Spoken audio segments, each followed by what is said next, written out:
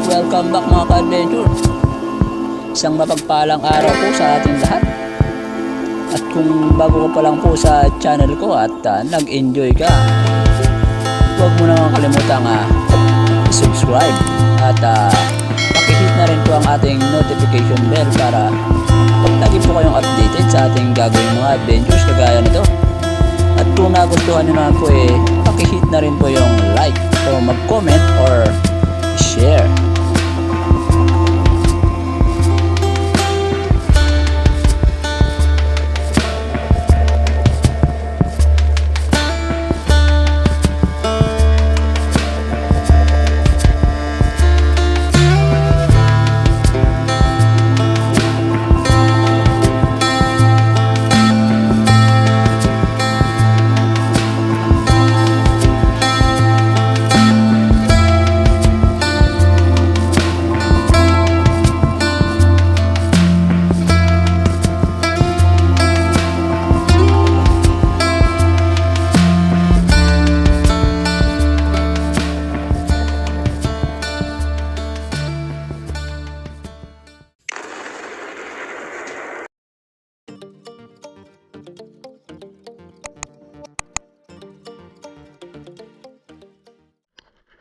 Good morning mga ka-adventure. Siyempre mamana na ulit tayo. Pero itong sa pinuntahan namin ni Apot bago na naman. Bago na aking sisiran dahil sigurado doon sa dati kong mga spot malabo dahil nga sa mga nakaraan na mga ulan-ulan. Kaya ito sa bagong spot tayo. Tuklasan natin yung bagong spot. Tingnan natin kung anong blessing na ibibigay sa atin dito sa bagong spot. Mukhang goods naman ang visibility para ka-adventure. Pero hindi lang sigurado kung ganun kalinaw. Ang importante makita natin isda para mapana. Let's go mga ka-adventure, samahan nyo ako. Farm update mga ka-adventure. At goods naman yung ating visibility.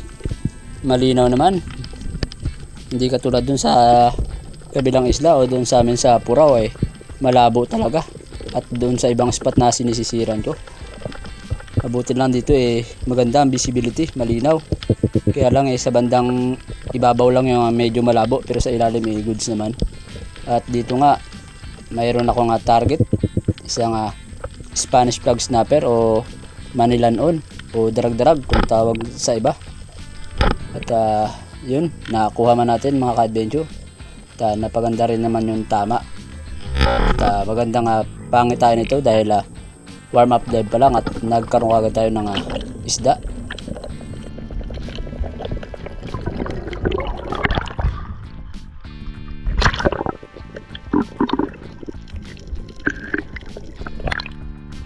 Warm up dive.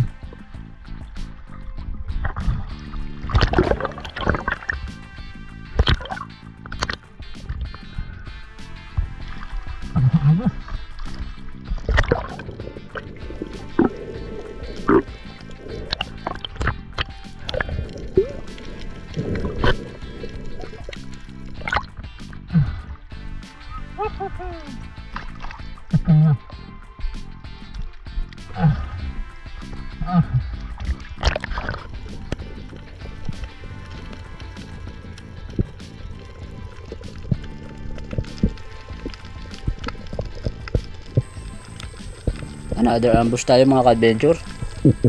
At umabante na ako konti kung saan ko nakuha yung Spanish flag snapper. At may inaasahan sana ako dito surahan, kaya lang isang talakitok ang nagpakita. Brasi tribali mga ka-adventure, good size na rin. At maganda naman yung ating naging patama, sentrong sentro.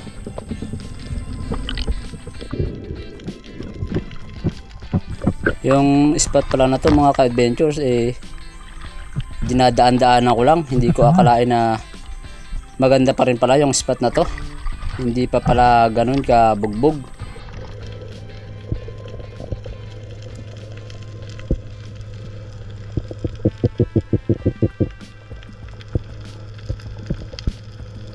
Dito mga ka-adventure may naispatan ako isang Spanish flag snapper, Manilanon o yung darag-darag.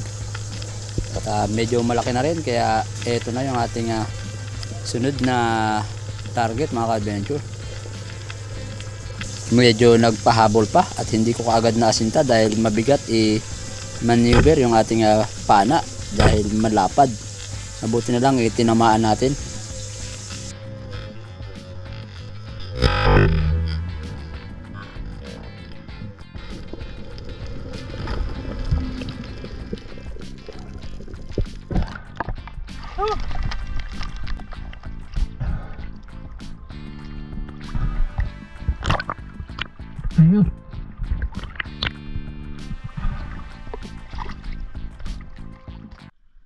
Umakyat muna ako mga ka-adventure, inayos ko yung camera dahil naghang na naman, hindi na naman nag-open kaagad kanina. Nakapala ako ng samaral o ng rabbit fish. Hindi na nakuha ng video kanina dahil naghang na nga, kaya umakyat muna ako dito sa bangka para ayusin. Eto, balik ulit tayo mga ka-adventure, sayang ang oras, dami pa namang isda.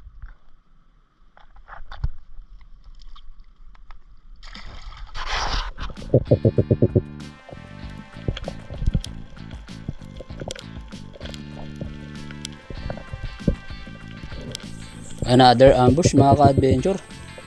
At masid-masid kung ano nga pwedeng maging target nang biglang may dumaan sa aking kaliwa.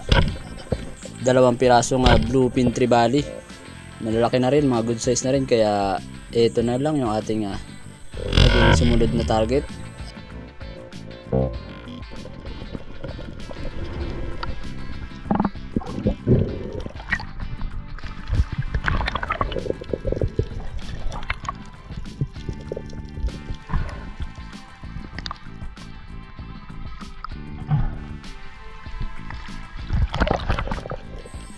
At tanghali na kami nakarating dito mga ka-adventure. Gawa nga nung maaga pa masama pa yung panahon, makulimlim at umaambon-ambon. Kaya eto, mabuti na lang tumuloy pa rin kami dahil nabigyan kami ng magandang panahon. At kalmadang kalmada. At ang ganda pa ng visibility. Malinaw sa ilalim. Nga lang sa ibabaw medyo malabo. At eto, may natatanaw akong grupo ng surahan. At siyempre yung pinili ko dito yung mas malaki sa grupo. At yung lalapit siyempre.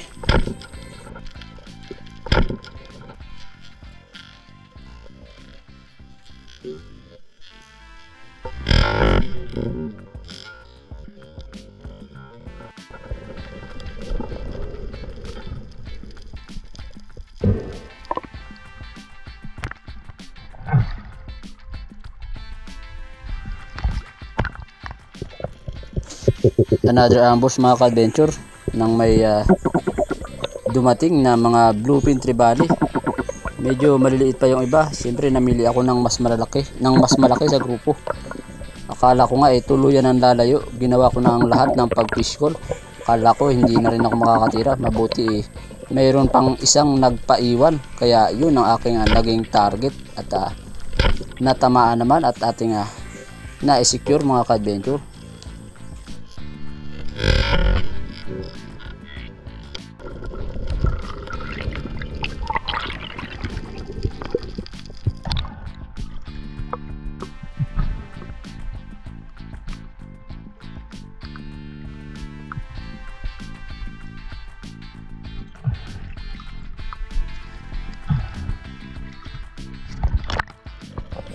Another ambush na naman uli mga ka-adventure. At may natanaw ako sa di kalayuan na paparating na 2 pirasong bluefin trevally. Siyempre pinili ko na yung mas malaki sa dalawang ito. At itong nasa itaas yung aking naging target. Inaasahan ko pa sana na magtabi silang dalawa para maka double kill. Kaya lang hindi talaga nangyari, kaya tinira ko na para sigurado.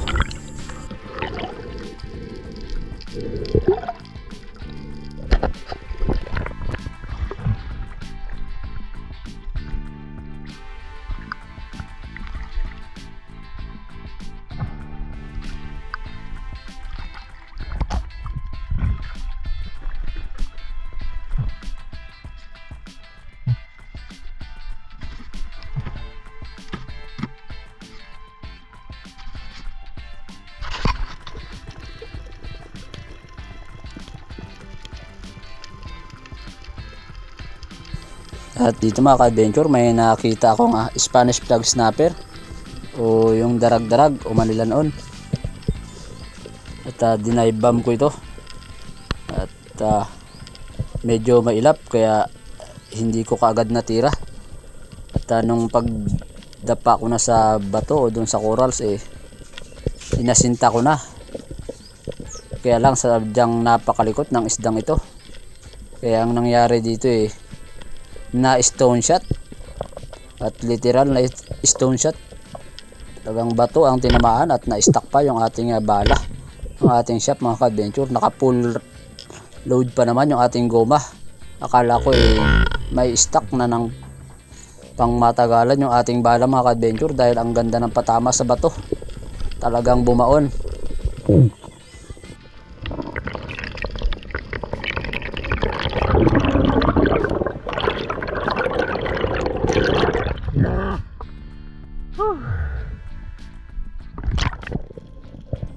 At nakapagpahinga na mga ka-adventure kaya binalikan ko na yung aking bala. At kinabahan pa ako dahil unang subo ko ng paghila parang wala ng pag-asang mahila dahil napakatigas hilain. Kaya sinubukan ko nga ikalso o itukod yung aking paa para mapuwersa ng paghila. At mabuti na lang nakuha ko rin kaagad mga ka-adventure. Hindi na ako pinahirapan. Ang maganda doon hindi bumuka yung flapper o yung sima doon sa loob ng bato. Dahil kung nakabukas yun siguradong alanganin na hindi na natin talagang makukuha yung ating bala. At dito mga ka-adventure may dumaan sana na yellowtail trevally kaya lang maliit pa yun kaya hindi ko na pinag-interesan. At naghanap na lang ng iba pang pwedeng maging target.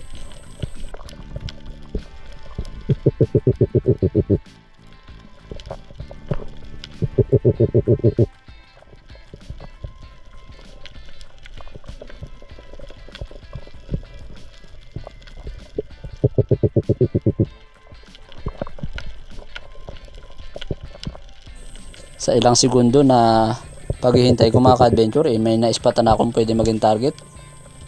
Isang Spanish flag snapper.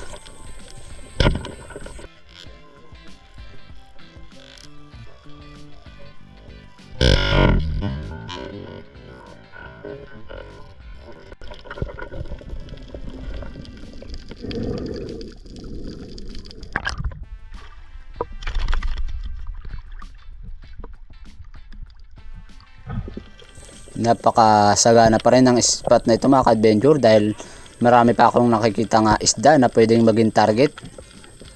Merong oriental sweet lips, harlequin sweet lips, may Spanish flag snapper at may mga surahan mga ka-adventure. Kaya eto, namili lang ako na pwedeng lumapit at pwedeng matira mga ka-adventure. Siyempre yung good size yung ating pipiliin, hindi tayo titira basta-basta ng maliliit pa.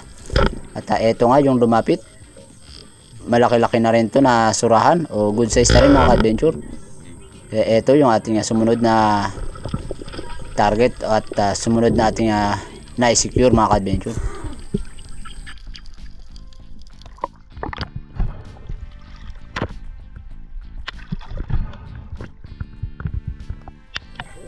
Shoutout muna tayo mga ka-adventure. Shoutout yung muna kayo.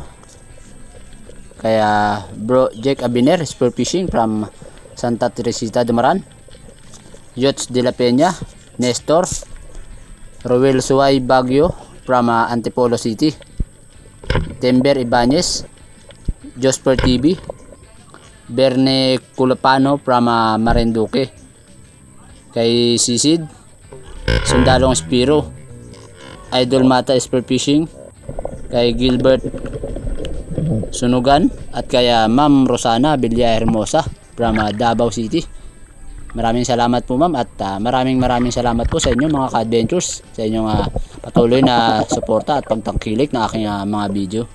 At sa gusto po palang magpa-shoutout comment lang po kayo para ma-shoutout ko kayo at palagay na rin po kung saang lugar kayo para malaman natin kung saan nakakarating ang ating mga video. Maraming salamat po. Pasensya na mga ka-adventure, ito na yung aking last na voice over kasi hindi na talaga kaya, naghahang na yung aking cellphone habang nagbo-voice over ako. Hindi na kaya talaga ng cellphone dahil mababa lang ang unit ng ating cellphone mga ka-adventure.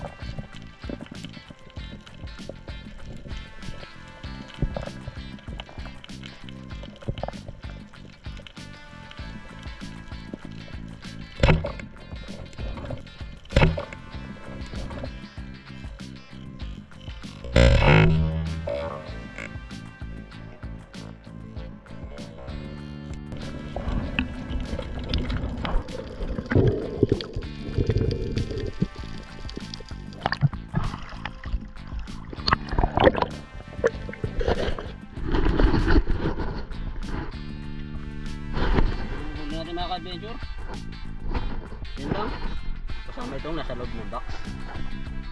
Ayan, halos mapuno na yung ating box mga ka-adventure. Ano, mamaya natin to tingnan sa bayan, doon sa bahay, sa tabi. At gawa ng naghang na naman yung ating camera kanina mga ka-adventure, kaya hindi na nakuha ng video yung iba dyan.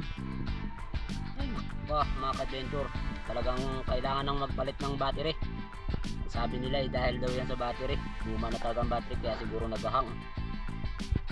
Hindi na tayo mga ka-adventure. Ito yung huling huli. Uwi na. Okay mga ka-adventure, kita-kits na naman yan.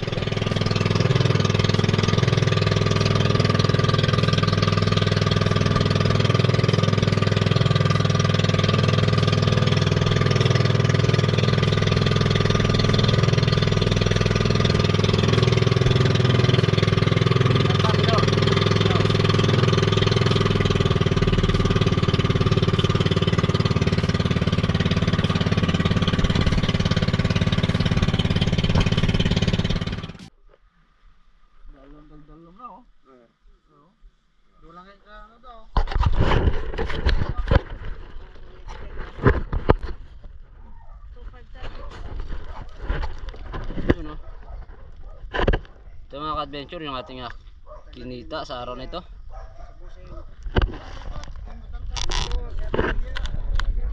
Buti na hindi na dinala sa palengke, dito pa lang sa bahay natin Basyon eh. Nagtimbangan na para goods na goods. Okay.